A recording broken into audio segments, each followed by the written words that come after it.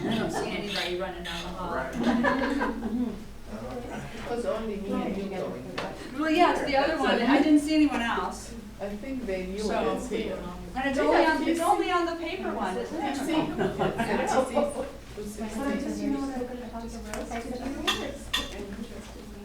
So welcome everyone to our session. Dr. Murphy and I attended the track at the ATD Learning Summit that was about cultural diversity and inclusion in the classroom. And this is one of his expertises, and I'm in a PhD program where I'm studying this kind of stuff. So you're gonna, I was rereading my lit review for my dissertation. It's right over there. So if you'd like to, read it, you're more than just kidding if you don't want to read it. But that's some of the information that we compiled is some of that. So welcome, and I'll let Dr. Murphy start us off. What I like to begin with is that I am very critical of professional developments, and this is probably one of the best tools that I've ever seen as it relates to a true practical analysis of how to develop a diversified curriculum and instruction to improve teaching from a pragmatic viewpoint. Okay? And so from that, when I first saw it, me and Julie, we did this, so we actually did this at ATD. I said, Julie, this is great. She said, like, I lit up. I said, this is great. I've heard a lot of mumbo jumbo, okay? But when it comes to a succinct, practical analysis of how to do it, this is what I saw. I said, let's bring it to ICC and let's dive into it. So this is the foundation of the discussion that we'll have this afternoon, okay? And it begins with the motto, okay?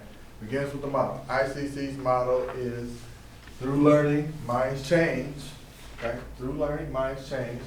However, we believe by changing minds, we can change the world. And what better way to do that than through curriculum and instruction, okay? From a panoramic viewpoint. Panoramic viewpoint is teaching from the whole picture, right? Do you like that? No. All right.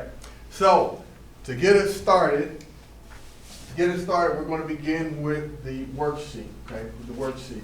And so you can do it in your group. So we have a group of 3, 2. If you want to be a group, you create your own group.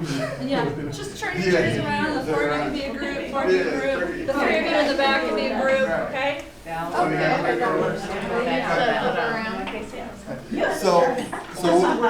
So real quick, we're going to take about 5 to 10 minutes, okay?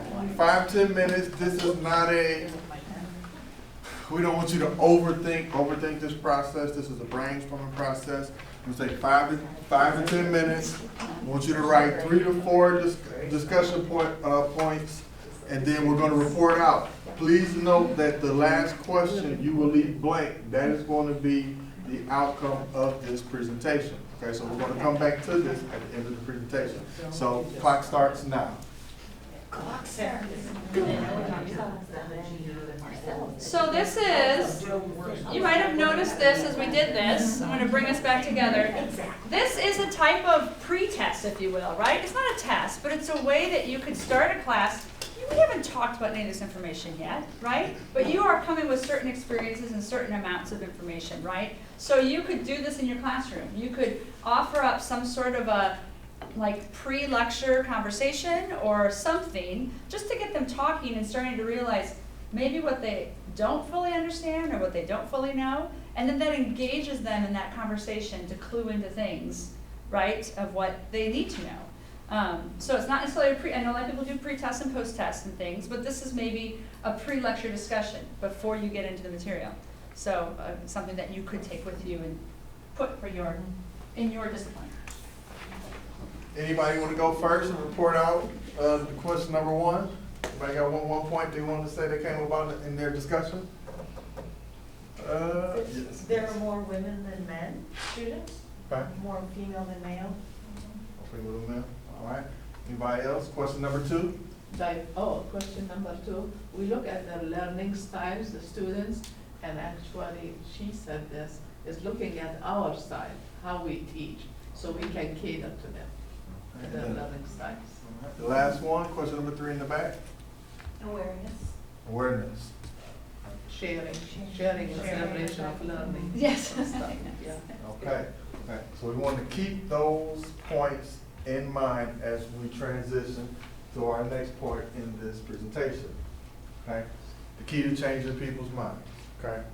So as you answered those 3 questions, did you or are you creating pathways to change people's minds by putting them in a position where they believe it's worth it, and also they can do what is required, okay? When it comes to a cultural influence, are you teaching in ways that they can believe they can do it outside of the content? Right? And we talk about that through these points. That came up fast. Okay, so I thought I had a couple more slides before I was on the hook. So this is a lot of what I've been studying and talking about how maybe some diversity issues are or are not talked about in the classroom or used in the classroom. But being aware as teachers that we have all of these things going on, not just in our classrooms, but in society as a whole, right? So we can go through and maybe define some of these. Stereotypes. We all have stereotypes. We all know stereotypes. We know the stereotypes that are shared by society. We know what stereotypes we don't agree with, right? But yet maybe because we're part of the society and we function in a certain society, we might reify some of those stereotypes, right? Students that come into your classroom also have stereotypes in their head. And they tell themselves how they're going to do based on that stereotype. I'm a white female, I'm going to do great in this class because almost all of them are seen as white females, right? They're going to have that stereotype and know they're going to do well. But then what if somebody's not a white female and they walk into the classroom? They're instantly going to be telling themselves they don't quite belong, they're definitely bucking the trend, and this might be extra hard for them. So that's called stereotype threat. It's things that we place upon ourselves, threats that we create for ourselves in our own mind, based on stereotypes that have been created for us in society beyond. I could talk about all kinds of different stories, and there was a experiment done by a student of Claude Steele's. He wrote a book called Whistling Vivaldi. So this is outside of the teaching world, but he would walk through Hyde Park in Chicago. He was a student up at University of Chicago. He would walk through Hyde Park in Chicago, African-American male, young, and he noticed as he's walking through the park, other people coming towards him or walking near him would walk on the other side of the street. Or maybe if it was a couple, the guy might grab their partner and maybe pull them a little bit closer as they saw him coming down the road. It's just a stereotype. Doesn't mean that he was going to offer any kind of danger. But he found, he started to test something. If he started whistling either the Beatles or Four Seasons by Vivaldi, dun, dun, dun, dun, da, da, da, as he's walking through Hyde Park, none of those reactions happened. People didn't go to the other side of the road, they didn't hold each other closer, they didn't make any changes at all, because all of a sudden he broke down that stereotype. Being aware of those things as teachers is really important. I tell my music class, when they come in, because there's students there that have never done music and feel very insecure about music. I tell them, this music appreciation course I created so every student can be successful. Whether you have any experience with music or none at all. Of course I did. Like, we all know this, right? But just specifically saying that to the students breaks down tons of their own stereotype threat barriers that they've created for themselves. Oh, I could actually do this class too. I'm going to be as successful as that person. Just simply because I told them that. Right, something to think about. Dominant discourses, being really aware that I'm going to talk to you because you're all white, and I'm white as well, and my work is very much in whiteness dominance. So that we walk into classrooms knowing that we have white privilege, and that all of our white students walk in there with the same understanding, right? Knowing that that is the dominant discourse, and we want to try to find ways to maybe upset that status quo. Find ways of maybe taking some of the marginalized students in the classroom and centering their ideas and their thoughts. Being aware that if we have discussions, that every student in the classroom is just as engaged, and their generation of knowledge and their sharing of their knowledge is just as important. as the students that we personally engage with easier, right? Because they look like us and have similar experiences. It makes it uncomfortable for us, we lose some control. That's why we tend to fall back into our dominant discourses, the things that we're comfortable with. What strategies you would use to break this? The dominant discourses?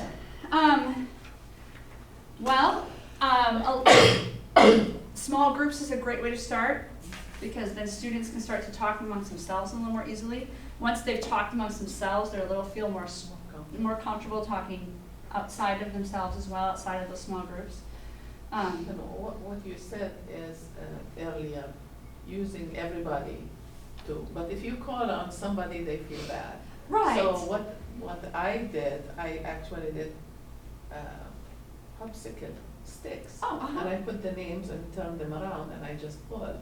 And every time I pull, I put it on a Yeah. side, so it wouldn't be, Mhm. would Yeah. help with that? Yes, of course, of course. And also knowing that if you hear something that's uncomfortable to you, because you're not necessarily familiar with that way of thinking, that instead of just passing it off and moving on, that you dig into it. That you dig into that uncomfortable conversation or that uncomfortable situation. I call them discomfort or racialized interactions. So, or where other people are coming from, other experiences in life. Just know that just because you might not have that same experience doesn't mean that you shouldn't allow that experience to take center stage in the classroom. Thank you. Deficit perspectives, assuming certain things about certain students based on sex, race, class, any of the sort, and then just saying, well, yeah, I can't fix that, you know, or I have nothing to do with that, or washing your hands of that situation, because you're just making assumptions about their ability to be successful in college. Digging into that. Microaggressions, reifying some of those structures, reinforcing some of those structures through just little comments, little things here or there, putting yourself back in a place of dominance, and being aware of where you sit in that relationship. That's just what microaggressions are. I talked about breaking the status quo earlier, the status quo of whiteness that we have in a lot of our classrooms, right? And allowing some of those assumptions to be upended, overturned. And then people of color. So of any background, of any class, of any race, anything, any kind of diversity that you have. Long time on that one. Move on. So, how do we break it? How do we break it? How do we break? How do we get around it? We start by changing the way we change minds through vicarious experiences. Okay? Vicarious experiences, when we take a look in the mirror and we look at our curriculums, we create stories that students can believe outside of the content. Okay? I teach business and management. A lot of my content is focused on at the beginning, and after doing this, I did a reevaluation. You'll see this in a minute. But when I first started in business, I must admit, every time I came up with an example, my first example was of who in business? Take a guess. Mm-hmm. White male. A white male. I was gonna say. White male. Uh-huh. Steve Jobs, Bill Gates, Warren Buffett, Mark Zuckerberg. I was doing this naturally until I had a look in the mirror. Because that's the first thing you see in business, okay? Businesses are dominated predominantly by white men, okay? So when I looked at vicarious experiences, I started thinking about myself, okay? Vicarious experience, this is me, this is my business, okay? For those of you all know, I am a self-published author. This is my logo. Okay, so I began to integrate myself into the business conversation from a natural perspective, okay? Then what I began to do after that was increase my storytelling that then transitioned to Sheryl Sandberg, okay? Anybody ever heard of Sheryl Sandberg? Well, when I first mentioned it, she didn't know her either. Now I do. Now I do. Now she to be does. honest. Yeah. Sheryl Sandberg, I love Sheryl. Okay, I love Sheryl. Sheryl Sandberg is the heart behind Facebook. She is the billionaire. She is the chief operating officer of Facebook. When I started doing more research and looking into Women, okay? So for African American women, everybody thinks a business first woman comes to mind is Oprah Winfrey, okay? I mean, she's not the only one, okay? So when we start looking at storytelling, then it transitioned to the international students I had in my class. Okay? Doing further research, began to learn different stories of the CEO of Pepsi. Anybody know? Okay, wait a second. No. No, but we were talking about it. Yeah. Sorry. That's all right. Indra Nooyi, Indian woman. Yeah. Yeah. Okay? CEO of Pepsi.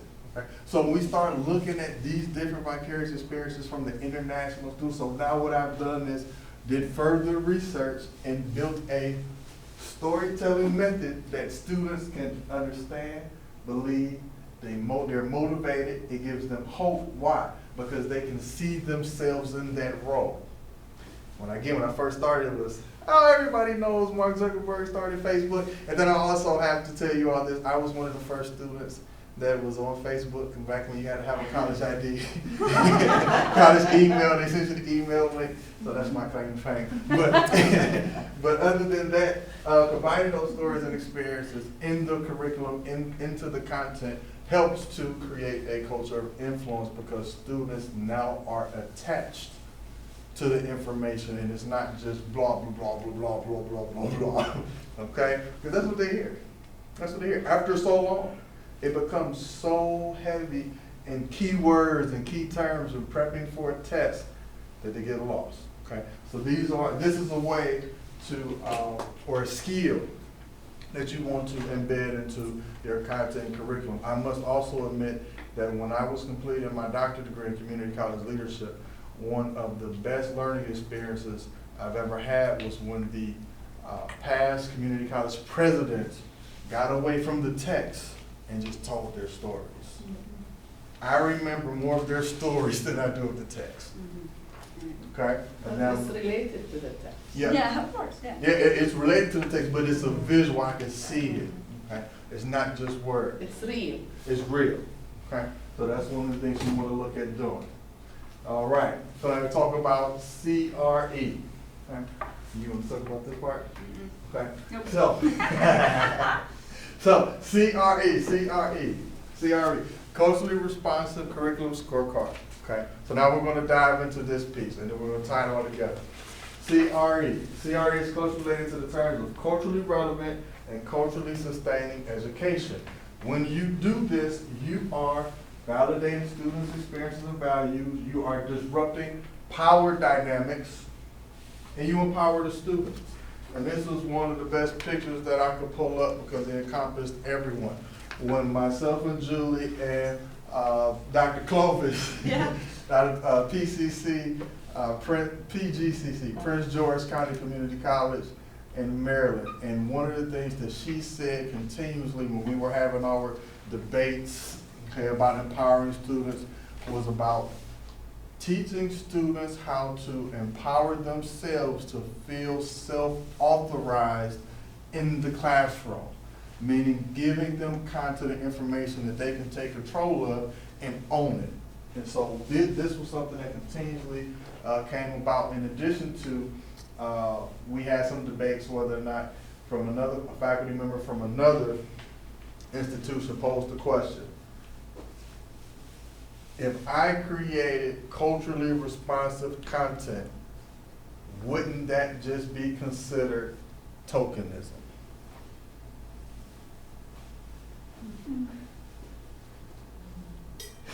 I see some faces.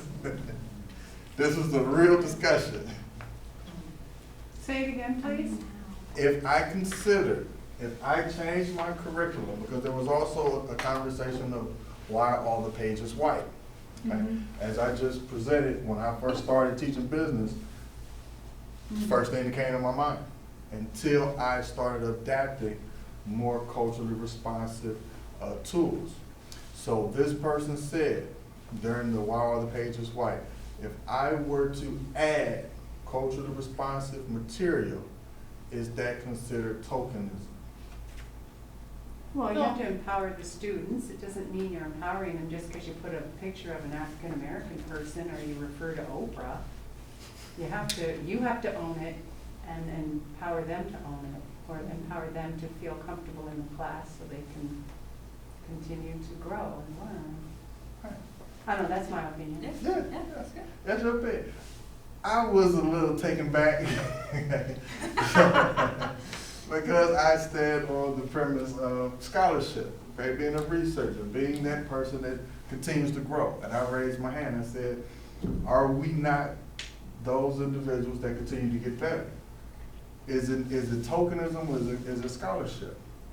And so I believe in the premise of scholarship. The better we are at researching and looking at different research and bringing it to the classroom, that's how we empower the students, because we're giving them new information. Case in point, everybody in here, has everybody here heard of Jay-Z? Yes. Right with Jay-Z? Okay. Do you know who Sean Carter is? Sean Carter? It's Jay-Z. Jay-Z. It's Jay-Z. Same. Sean Carter is the business version of Jay-Z. So we talk about Jay-Z, the rapper, but what about Sean Carter, the business person? Sean Carter, who has the Marcy Foundation. Sean Carter, who has the different business spectacles, okay, outside of the rap industry. So that's what I mean by scholarship, expanding the horizons, okay? So, dive into the influence scorecard.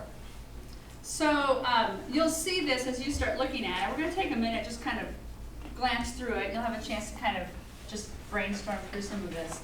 But so there's a place for a character and author tally, just to think about some of the diversity or lack of diversity in what you use in your textbooks or in your curriculum. Diversity of characters, accurate portrayals, just like what Ralph was talking about a second ago. The social justice side of this, some of these phrases. Decolonization, there's a big conversation about colonized people groups and the idea that African Americans are a colonized people group, even though we didn't go to their world and colonize there, although a lot of people did. We brought them here, but it's the same process of removing identity, removing history in that process. So this is the decolonization of social justice. It's allowing people to reclaim their history, reclaim their identity, not only have identity within someone else's society, within someone else's people group, right? Power and privilege, understanding that. Centering multiple perspectives, we talked about that a minute ago. And also connecting learning to real life and action. I've also been reading author Paulo Freire, a Brazilian author. He talks about the banking model of education, that traditionally we have an idea as teachers that our job is to fill those empty receptacles in our classroom with as much information as possible. And the more information that we have filled them with, the better teachers we are. That's a very power-oriented kind of way of teaching. Of course, we need to give them information, but there's much more empowering ways to engage them in that conversation and engage them in the information. So thinking about how we can connect the students and turning some of the information to real life and action, and not just an info dump into their brains, right? And getting them up and talking and thinking about things and critically thinking about things and coming up with solutions on their own without us telling us what they might be, right? So that's another way to think about this.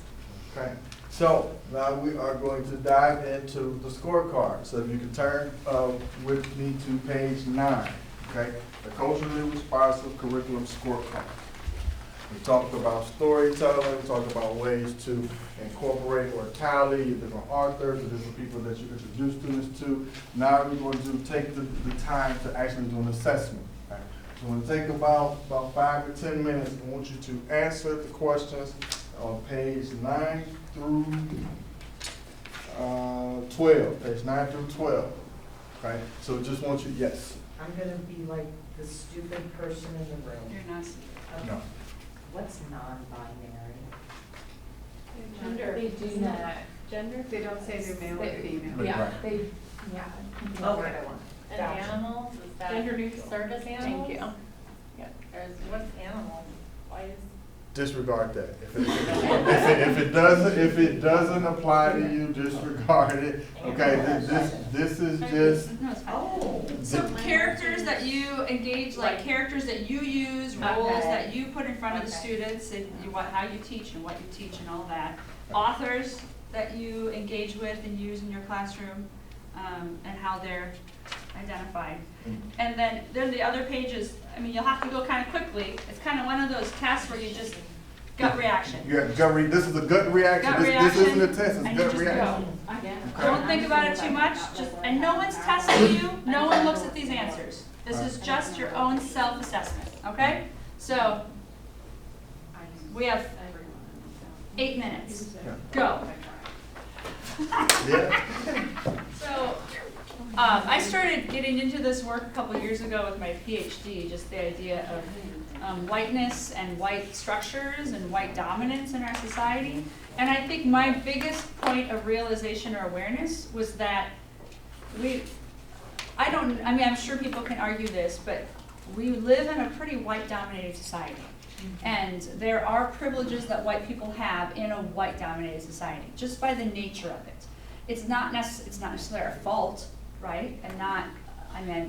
Don't take responsibility for how it got that way, but I do at this moment take responsibility for what to do moving forward, right? So how do we continue to engage students that don't look like us, aren't from the same backgrounds that we're from? That's something that we have the privilege of doing, right? We have the agency and the power to do that, as do anyone else if they're given that. So it's just a way of looking at this in how it's been new to me. Internally. Pardon? Internally. Yes, yeah, because it's new to me and how I've kind of come to this through this little bit of a journey, and how I'm starting out on even more of a journey, but what that looks like. So it's really fun, exciting information to think of what you can do and how you can expand students' learning opportunities. Go ahead. So, I would venture to say, on page 13, when you flip over to 13, tells you how to score your assessment. You will not score your assessment in here. That is for you, right? Because this is individually based. You go back and you score your assessment. But what I will do is go through what your scores mean, okay? So it's focused on these 5 areas, and it's based on points. So based on how you did, you get these five points. Either culturally insufficient, culturally destructive, or you have emerging awareness, you're culturally aware, or you score the highest, you are culturally responsive. Okay? So to break them down a little bit further. Culturally destructive, that terrifies me. I know, it's terrible. Isn't that a terrible phrase? Yeah.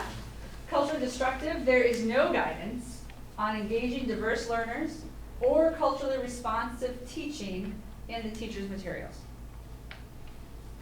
That exists, right? I mean, obviously, that's out there, right? I will very, very honestly say that our music appreciation textbook is 98% old white dead guys. That's true. That's Even music white appreciation. women. I'll be the first to say that. And because of some of these conversations, I think I'm going to add Jay-Z's Decoded book into my curriculum in the coming year. Let's just try something. See? It's all your fault. Okay. It works. It's a great book. Culturally insufficient. Culturally insufficient, there's little guidance or engaging diverse learners or culturally responsive teaching. If there is, it is seen as superficial tokenism. Okay? It's superficial. So that's something we want to look at. And these are based off of your scores and your points. All right? And it's not a knock. Okay? This is not a knock on anybody, but it's just something to be aware of. There's a status quo, right? We know what the status quo is, and so we're just talking about what it might look like if we didn't do the status quo. Okay. Emerging awareness. The teacher's materials provide guidance on at least one of the following. Supplementing curriculum, engaging students in culturally sensitive experiential learning. Well, that's not the banking model that I talked about a minute ago, right? culturally sensitive experiential learning, and making real-life connections between the curriculum and the students' lives. And the next one, so we get up to your top tier, you're culturally aware. Okay, there's a lot of engaging cultural responses. Teachers are presented with activities to reflect on their worldviews and how they see it and teach students. Okay, so we're changing minds. Okay, changing minds. We are culturally aware, or we are the best. Okay. Culturally responsive. There's an abundance of guidance on engaging cultural responsiveness meaningfully throughout the teaching approach, homework, lesson plans, et cetera, et cetera, et cetera. And then based on your statement, okay, you may see yourself teetering between these 5 points based on how you teach or what's required due to policies or procedures. Right. And so how do you circumvent that is on you being culturally aware of what's in front of you and how you're molding your minds. Right? So this is just something, a tool for your toolbox. You take it back with you. Nurses, you put on your surgical kit table, okay? And you pull it off when you need to. And so last but not least, I want you to go back into your groups, and based on what we talked about today, from 1, 2, and 3, number 4, how does your plan create a culture of influence? Is there something that you learned from this presentation that you may want to add in your group? And then we'll do a quick report out to close. All right, real quick before we get out of here, we're running out of time. So let's see. I like to start in the back. Please forgive me. It's a habit. So I started back and worked my way front. Can you give me one thing you learned from this session? You're making eye contact with me, are you? I was thinking the scenarios that we give, we don't culturize it or anything. Sometimes it's just Mrs. Smith, which is predominantly a white name, is blah, so many age and needs this care done. Well, what would happen if we just gave a generic name and pulled out an area of the community and then have the student figure out what those needs are based on maybe what their race was, what the culture was, what the income was, and make them start thinking about that rather than setting it. Because when you start thinking about scenarios, you're going to write about the scenarios that you're most familiar with. Yeah. And you just go to it because it's easier. Yeah. But So- yet in that, excuse, go ahead. So, and you could do anywhere. You could say Grandview Drive, and there's lots of cultures there, but the money might be different.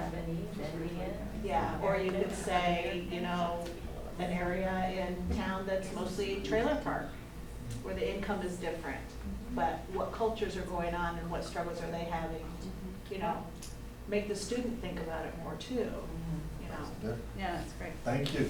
But where's that fine line between doing that and making that stereotypical? Well, because they came from a trailer park, or that the address was in a trailer park, well then, I assume Right. that they are, and so then, in a way, you're kind of increasing that stereotype. Well, maybe more No. so, instead of maybe saying maybe you could say their median income is such and such a Right. year or something. You could give more of a more concrete, characteristic. In the back, also, this also love this, okay, for more, okay, More information. more information on how to disaggregate those things, you have the definitions on the back, okay? And you can look at it and do a self-evaluation of whether or not you are meeting those goals, and maybe take some words out. Okay? Can I just tell you something funny? So I was in Cape Breton Island for part of the summer, which is way north Nova Scotia. And a friend of mine is a tour guide, so he picks up people when they get off the gigantic boats, Ferries, yeah, the cruise tour, ships. yeah, those. And he takes them around through the mountains for a day. So this woman gets out of the van and says, "Wow, you speak really good English." Yeah. He speaks nothing but English. But he has He looks different? no, he's just as white as me. But she was from New Jersey, and she was anticipating like a Different culture and. poor indigenous people in northern Cape Breton, of which there are those people. He She just wasn't one couldn't of them. believe he could even speak English. She said, "Your English is so good." And I said, "Frankie, what'd you say back?" He said, "Thank you." And I said, "Wow." He says, "I wanted to say, I think it's better than yours." Anyway, so I saw that up there and I'm like, oh my gosh, that just happened to a white guy. Look at that. Anyway, it was bizarre. Any other comments, we're 5 minutes late, but any other comments of things you've learned or something? Yes, go ahead, I Michelle. just think my point in all of this and the curriculums when we look overall is that we open up the openness for that diversity learning for students, and that social justice mindset will change from this openness to the diversity. It's just a and you could change so many things to approach this, to do this. And they're not very hard or difficult things to do. Being aware, right, and It's then just- responding it's to that awareness that. part. It's like being a little more global and being more aware and then bringing those pieces in. And in my world, not being defensive, right? I'm used to, it's easy to come at this stuff very defensively, right? But just, why? No reason to. Well, and not being afraid to ask questions. Right. Yeah. And admit and say, I don't know, help me understand that better, because I'm not familiar with that. And then that will help you in the next situation, right? Moving forward, for sure. Thank you all. Excellent. Thank you all. Yeah.